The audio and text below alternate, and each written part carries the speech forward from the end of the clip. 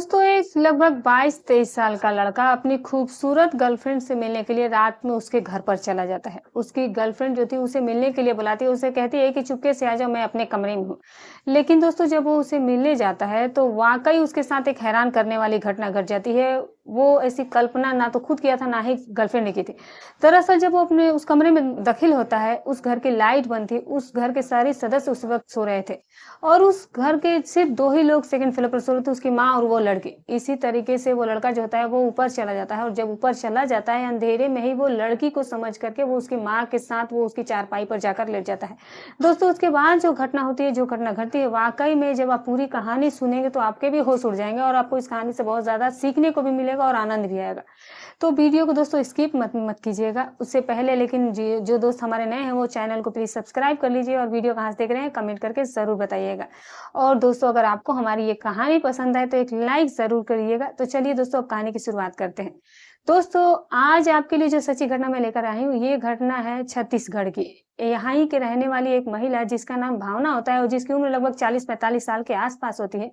दरअसल भावना की 2 बेटी होती है। बड़ी बेटी की शादी हो चुकी थी और दूसरी बेटी जो कि अभी ग्रेजुएशन में थी, उसका नाम शिवानी होता है। शिवानी जो थी वो बहुत ज़्यादा खूबसूरत थी और पढ़ने-लिखने में भी काफ़ी होशियार थी।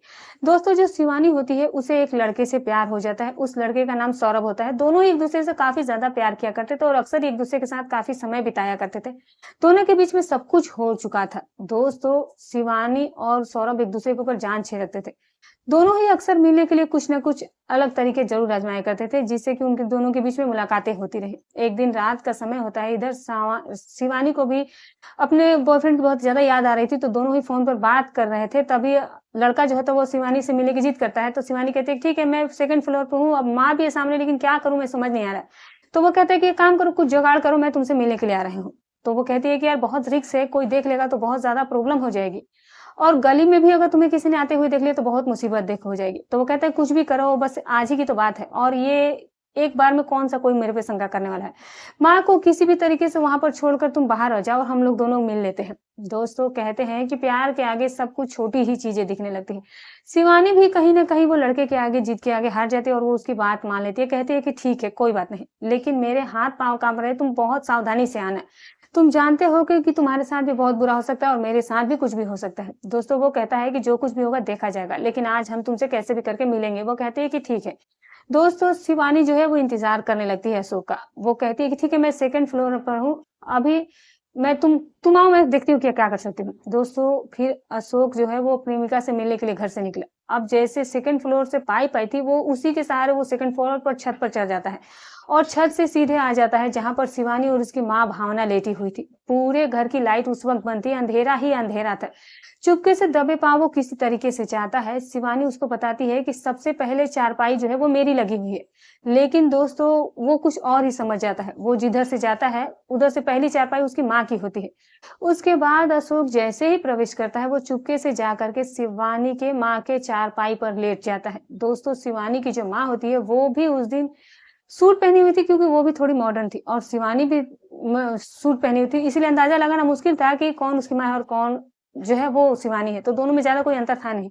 उसके बाद दोस्तों अशोक जैसे ही उसकी चारपाई पर लेटता है और लेटने के बाद उसकी कमर पर जब वो हाथ रखता है तो भावना को लगता है कि शायद शिवानी के पापा आए होंगे, क्योंकि वो भी नींद में थी और नींद में वो ज्यादा छुपी हुई थी कि उसे भी कुछ समझ नहीं आया। दोस्तों वो कुछ नहीं बोली, उसे कुछ समझ ही नहीं आया। फिर उसके बाद जो अशोक होता है वो उससे कहता है कि थोड़ा-सा चेहरा इधर करो। उसे जैसे ही वो अपनी तरफ घुमाता है, वो उधर से पलट जाती है। फिर भी चेहरा अंधेरा होने के कारण उसे दिखाई नहीं देता है। उसके बाद दोस्तों जो अशोक होता है, वो शिवानी के माँ के ऊपर जैसे ही हाथ रखता है और जैसे ही वो उसे टच करने की कोशिश करता है, भावना की जो आँखें होती है वो खुल जाती है और खुलने के बाद वो देखती है कि उसके चारपाई पर कोई पुरुष लेटा हुआ है।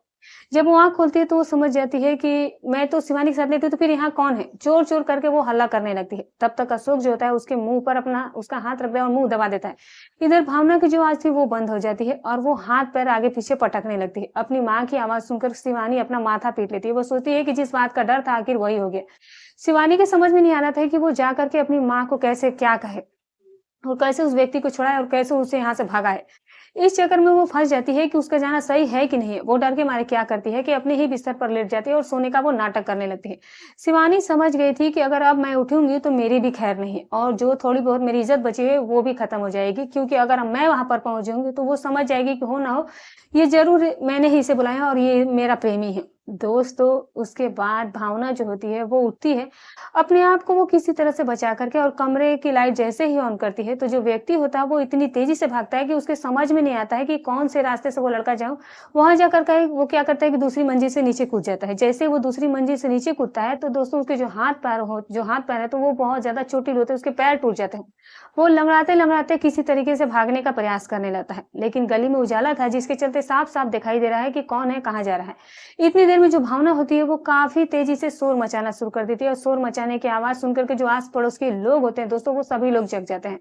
और चोर, चोर जब वो कहती है तो सबको लगता है कि मोहल्ले में चोर कहाँ से आ गया। जो सभी लोग छत पे थे, जो सभी लोग नीचे थे, सभी लोग तुरंत गेट से बाहर आते हैं और वो चोर भी भागने में असमर्थ था और लोग उसे पकड़ लेते हैं और फिर जम करके उसकी धुनाई कर दिया जाता है। कोई भी उसे उसकी कोई बात सुनने को तैयार नहीं, तो उसे दम भर पीटा जाता है और फिर उसके बाद पुलिस को फ़ोन कर दिया जाता है और फिर पुलिस आ जाती है।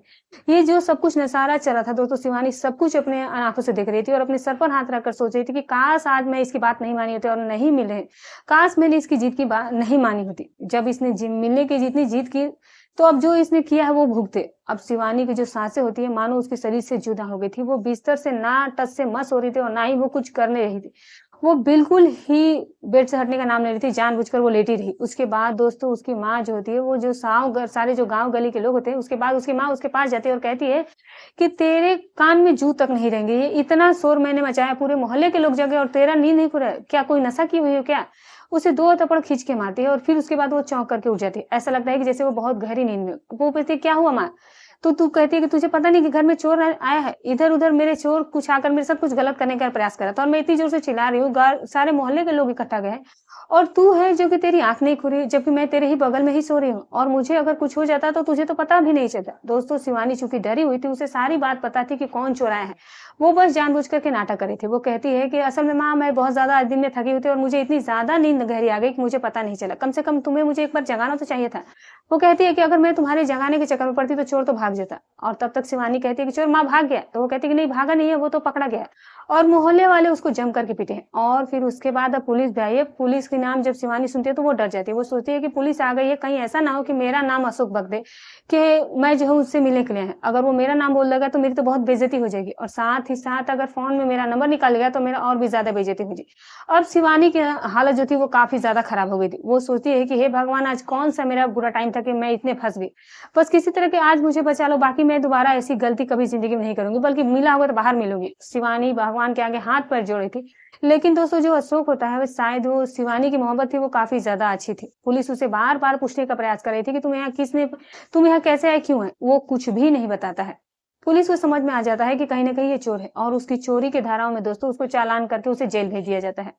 उसके बाद इधर घर का जो माहौल था वो काफ़ी ज़्यादा बिगड़ा हुआ था। शिवानी की जो साँसें थी वो धक-धक कर रही थी, उसे समझ में नहीं आ रहा था कि अब क्या होगा? अगर हफ्ता 10 दिन में अशोक छूट करके आएगा तो उसके साथ लोग कैसा व्यवहार करेंगे? और इधर अशोक शिवानी की बातचीत भी बंद हो जाती है। लगभग 1 डेढ़ महीने बाद अशोक जो होता है वो जेल से छूट करके आता है और अपना ज़मानत वगैरह कराता है। क्योंकि बहुत बड़ा केस नहीं था, इसीलिए इसे जल्दी ही इसे बेल भी मिल जाती है और फिर जेल से छूट कर आता है और फिर उसके बाद अशोक इससे मिलने के लिए विनती करता है। वो साफ-साफ कहती है कि नहीं, मुझे तुमसे अब नहीं मिला और ख़ास करके घर पर। अगर कहीं बाहर मिला हो तो बोलो, मिलूँगी, मैं तुमसे ज़रूर आऊँगी। तुम्हारी वैसे भी मुझे बहुत ज़्यादा याद आ रही।